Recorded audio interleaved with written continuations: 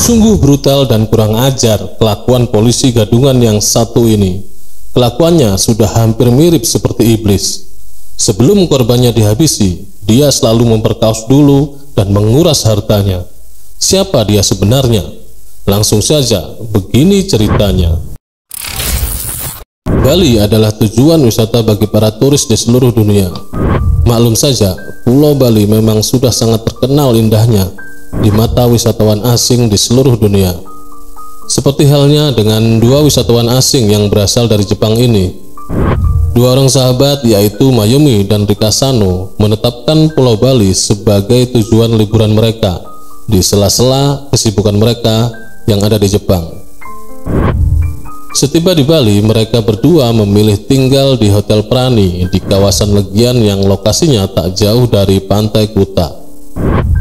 Seperti wisatawan lainnya yang berkunjung ke Bali, mereka berdua menikmati alam, berjemur di pantai, melakukan surfing, serta menikmati makanan yang ada di Bali dan merasakan dunia malam di kawasan Legian. Pada saat itu, Mayumi dan temannya orang lokal bernama Putu Astawa lagi enak-enaknya menikmati malam bersepeda motor di kawasan Kuta. Mereka berhenti di depan sebuah hotel di kawasan Pantai Kuta. Situasi sekeliling terlihat sudah sepi. Maklum saja, pada waktu itu jam sudah menunjukkan pukul 2 dini hari. Tiba-tiba dia ditegur oleh polisi yang bernama David. "Kenapa tidak pakai helm?" kata David. Mayumi dan temannya tidak menjawab, langsung bergegas pergi menggunakan sepeda motor. David kemudian mengejar mereka, dan di perempatan jalan Legian Kuta, David berhasil menghentikan motor yang dikendarai Putu Astawa dan Mayumi. Karena merasa tidak dianggap, David kemudian mengeluarkan dompet yang berisikan lencana sambil berkata, "Saya ini polisi." Lalu David bertanya kepada mereka berdua, "Kalian tinggal di mana?" Putu Astawa menjawab, dia orang lokal sini, sedangkan Mayumi mengaku kalau dia turis dari Jepang dan tinggal di Hotel Prani. David menatap tajam Astawa dengan curiga. "Kamu pakai narkoba ya?" kata David menuduh Astawa. Dituduh seperti itu, Astawa pun kaget lalu menjawab, "Tidak, Pak." Kemudian David membawa Astawa untuk diperiksa, sedangkan Mayumi diizinkan untuk pulang ke hotelnya. Kemudian David membawa Putu Astawa ke Jalan Majapahit. Di dekat sebuah kuburan yang sepi, David menghentikan motornya dan berkata kepada Putu Astawa, "Kamu tunggu dulu di sini ya. Saya mau jemput teman-teman saya dulu di Pantai Kuta. Kalau saya balik ke sini kamu sudah tidak ada, berarti kamu pakai narkoboy dan saya akan buru kamu." David pun meninggalkan Putu Astawa dan langsung menuju ke Hotel Prani. Setiba di Hotel Prani, David langsung menuju ke resepsionis yang dijaga oleh orang yang bernama Budi. David menunjukkan rencananya lalu berkata, "Saya anggota polisi dari kepolisian daerah." Lalu kemudian David menjelaskan ke resepsionis bahwa dia ingin bertemu dengan tamu hotel turis yang berasal dari Jepang bernama Mayumi, dikarenakan ingin menanyai Mayumi sebab temannya ada yang ditangkap menggunakan narkoboy. Si Budi sang resepsionis langsung mengantarkan David ke kamar hotel Mayumi. Di depan kamar Mayumi, David menyuruh si Budi untuk mengetuk pintu kamar hotel Mayumi. Tak lama kemudian, Mayumi membuka pintu kamarnya. David melihat ternyata Mayumi tidak sendirian. Ada teman lainnya, seorang wanita turis Jepang yang belakangan diketahui namanya adalah Rika Sano. Lalu David berkata kepada Mayumi, "Saya dari kepolisian, teman kamu tadi ditangkap karena menggunakan narkoboy. Kamu ikut saya ya ke markas untuk dimintai keterangan." Mayumi yang mendengarkan itu tidak bisa berbuat apa-apa dan langsung ikut David ke markas. Sedangkan Rika Sano, teman sekamar Mayumi, tetap tinggal di hotel.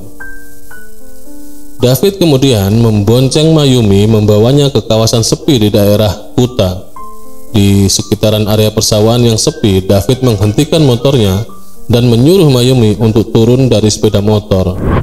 Lalu dia meminta paspor dan HP Mayumi. Kemudian berkata kepada Mayumi, "Saya akan geledah kamu." Kemudian David mulai membuka paksa pakaian wanita itu. Karena kesulitan membuka baju Mayumi, akhirnya David memerintahkan Mayumi untuk buka bajunya sendiri. Setelah baju Mayumi sudah terbuka, David kemudian membuka resletingnya. Dia mengeluarkan sosisnya yang sedang tegang. Lalu dia memaksa Mayumi untuk mengemut sosisnya yang tegang itu. Mayumi yang sangat ketakutan akhirnya menuruti sampai dia terbatuk-batuk. Emang gila ini si David ini ya. David marah lalu menampar Mayumi dan memerintahkannya untuk melakukannya lagi. Akhirnya Mayumi meneruskannya lagi, namun setelah sosis David yang akan merasakan muncrat, Mayumi langsung bergegas berlari menuju ke jalan raya dengan keadaan tanpa busana. David yang terkejut dan kaget langsung mengejar Mayumi, namun tidak bisa menemukannya. Nasib baik sepertinya menimpa Mayumi setelah akhirnya dia bisa lolos dari aksi kebrutalan David. David yang kecewa tidak bisa menemukan Mayumi akhirnya memutuskan kembali ke hotel tempat Mayumi dan temannya menginap. Saat itu jam sudah menunjukkan pukul 3 dini hari. Setiba di hotel, kembali David menemui si resepsionis yang agak bego tadi ya, yang bernama Budi. David bilang kalau dia ingin membawa Rikasano untuk dimintain keterangan dikarenakan teman Rikasano, yaitu Mayumi, ditahan di kantor polisi. Mendengar hal itu, dengan polos dan begonya Budi mengantar David ke kamar Rikasano. Awalnya Rikasano tidak mau membukakan pintu kamar hotelnya, tapi setelah dijelaskan oleh David, akhirnya Rikasano mau membukanya. Setelah pintu hotel terbuka, David langsung menjelaskan kepada Rikasano bahwa tujuan dia datang kemari lagi adalah untuk meminta keterangan dari Rikasano dikarenakan dua temannya yaitu Putu Astawa dan Mayumi terlibat narkoboy. Rikasano kemudian dibonceng oleh David untuk menuju ke markas. Bukannya dibawa ke kantor polisi, David malah membawa Rikasano ke tempat yang sepi di kawasan Kuta. Rikasano yang tahu hal tersebut memprotesnya, "Mengapa Bapak membawa saya ke sini, bukannya ke kantor polisi?" ucap Rikasano. David tidak menjawab, tapi malah membentak Rikasano dan menyuruhnya untuk turun dari sepeda motor. Tapi Rikasano menolak. David yang geram langsung menarik tangan Rikasano, tapi Rikasano berontak dan melawan David. David yang kesal akhirnya menunjuk kepala Rikasano hingga dia terjatuh. Rikasano tidak tinggal diam, dia berusaha bangkit. Lalu David langsung menarik tangan Rikasano, tapi sayang dia jatuh terpeleset. Rikasano yang tahu David jatuh terpeleset berusaha untuk lari sekencang-kencangnya, namun dia jatuh dan terpeleset juga. David kemudian mengambil batang kayu dan menghentam kepala Rikasano berkali-kali, dan akhirnya turis Jepang itu pun terkulai tak berdaya. Melihat kondisi Rikasano yang tak berdaya, David langsung menghampirinya dan mulai memperkaosnya. Usai melampiaskan nafsu bejatnya, David melihat Rikasano semakin sekarat dan mulut Rikasano terdengar suara ngorok. Langsung saja David memeriksa isi tas dari Rikasano dan mengambil semua barang berharga yang ada di tas Rikasano. Sungguh brutal dan kejam ya kelakuan si David polisi gadungan ini. Setelah itu, David membuang tubuh Rikasano ke semak-semak dan menutupinya dengan dedaunan. Setelah melakukan aksi bejatnya itu, David langsung pergi meninggalkan lokasi ke tempat kosnya yang berada di kawasan Denpasar. Sementara itu, Mayumi yang kabur tanpa busana tadi berhasil meminta pertolongan kepada staf yang ada di lobi hotel di kawasan Kuta. Dia kemudian dibawa ke kantor polisi dan melaporkan kejadian yang dia alami. Mayumi mengaku dia tidak kenal dengan orang yang membawanya, yang dia tahu bahwa orang yang membawanya itu berseragam polisi. Usai melaporkan kejadian itu ke kantor polisi, kemudian Mayumi kembali ke hotel dia menginap. Dia terkejut karena isi kamar hotelnya berantakan. Tambah terkejut lagi, teman sekamarnya pun tidak ada. Si Budi, resepsionis yang bego tadi ya, menjelaskan kepada Mayumi kalau Rika Sano juga dibawa oleh polisi yang membawa Mayumi tadi. Mendengar hal itu, Mayumi kaget, langsung bergegas ke kantor polisi lagi dan melaporkan kejadian tersebut. Pada hari Senin 28 September 2009, warga Kuta dibikin gempar dengan ditemukannya sesosok mayat yang sudah setengah busuk. Polisi yang datang ke lokasi memeriksa jasad tersebut. Teridentifikasi bahwa jasad tersebut adalah Rika Sano, teman dari Mayumi, turis Jepang yang hilang. Mayumi yang mendengar kabar tersebut kemudian shock dan sedih. Berbekal keterangan dari Mayumi, polisi kemudian menggambar sketsa wajah si pelaku. Tapi kemudian wajah pelaku semakin terlihat jelas ketika polisi menyisir TKP, ditemukan iPad pelaku yang jatuh di lokasi. Di dalam iPad itu tersimpan foto-foto pelaku yang sangat jelas. Yang kemudian juga diketahui bahwa nama si pelaku adalah David Goltar Wicaksono. Polisi kemudian langsung melacak dan memburu di mana keberadaan David. Di lain waktu, David yang setelah melakukan aksi kejam dan bejatnya itu kemudian melarikan diri ke Malang. Setelah dari Malang, dia lanjut akan melarikan diri ke Bandung. Tapi belum sampai Bandung, ketika sedang berada di konter HP di kawasan Kepanjen Malang, David sudah berhasil ditangkap. Peluru panas pun menghujam kaki David yang kejam dan bejat itu. Aksi kejahatan David Goltar Wicaksono diadili di Pengadilan Negeri Denpasar. JPU menuntut dengan pasal berlapis dan ancamannya adalah penjara seumur hidup bagi David.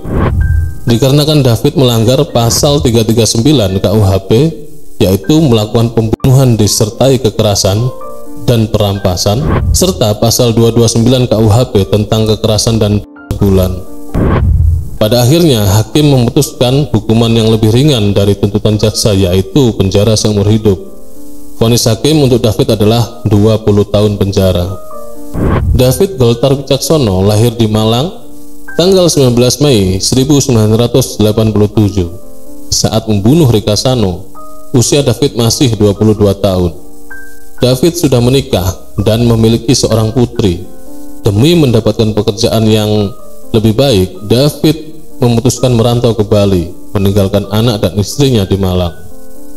David sendiri bekerja di perusahaan rokok. Kalau dilihat sekilas, David memang seperti manusia normal pada umumnya, tapi jiwa dan pikirannya memang sudah rusak. Ketika di Bali, David sering melakukan kejahatan.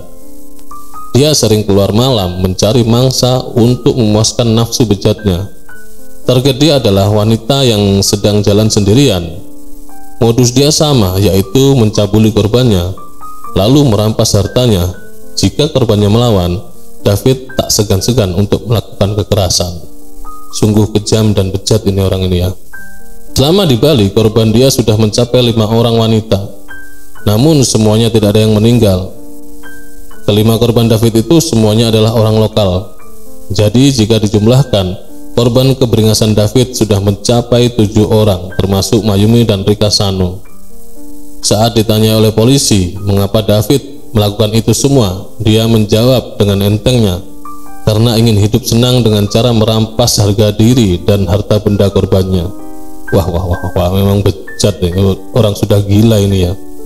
David juga mengaku dia jadi polisi gadungan dalam mencari mangsanya karena terinspirasi dari aksi polisi saat melakukan penangkapan di TV. Wah, gila bener ini orang. Oke guys, sampai di sini dulu ya cerita tentang David Goltar Wicaksono ini. Jangan lupa dukung terus channel ini dengan cara subscribe, like, dan komen. Sampai jumpa di kisah-kisah lainnya. Saya akhiri, assalamualaikum warahmatullahi wabarakatuh.